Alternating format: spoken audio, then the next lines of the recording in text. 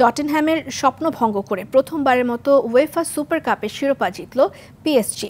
৮৪ minute পর্যন্ত ২-০ গোলে পিছিয়ে থাকা ফরাসি জায়ান্টরা লি ক্যাং এবং গঞ্জালো রামোসের শেষ মুহূর্তের গোলে সমতায় ফেরে। শেষে টাই ব্রেকারে ৪-৩ গোলে জিতে শিরোপা ঘরে তোলে পিএসজি। বিস্তারিত মাহফুজুল ইসলামের রিপোর্টে। স্পার্সদের স্বপ্নভঙ্গের একটা রাত। ৮৪ মিনিট পর্যন্ত ২-০ গোলে এগিয়ে থাকা একটা দল শেষ পর্যন্ত টাই ব্রেকারে হেরে কাটিয়েছে একটা দুঃস্বপ্নের রাত। আর লিগ টাইটেল, চ্যাম্পিয়ন্স লিগের পর তৃতীয় ট্রফি নিজেদের ঘরে তুলে উল্লাসে মাতে লুইস এনরিকের শিষ্যরা।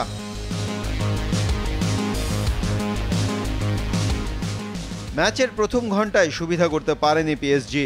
মধ্যমাঠ থেকে প্রতিপক্ষের রক্ষণ, সব জায়গায় ইংলিশ জায়ান্ট টটেনহ্যামের দাপট। ইতালির স্তাদিও ফ্রিউলির ২১,০০০ দর্শক প্রথম গোল উদযাপন করে ম্যাচের ৩৯ মিনিটে।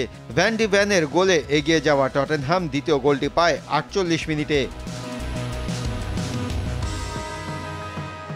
ব্যবধান বাড়ান ক্রিশ্চিয়ান রোমেরো। এরপর ৮৪ মিনিট পর্যন্ত লিড ধরে রাখে স্পার্সরা। টটেনহ্যামের জয়ের সুবাতাস নেওয়ার প্রস্তুতিতে প্রথম বাধা আসে ৮৫ মিনিটে।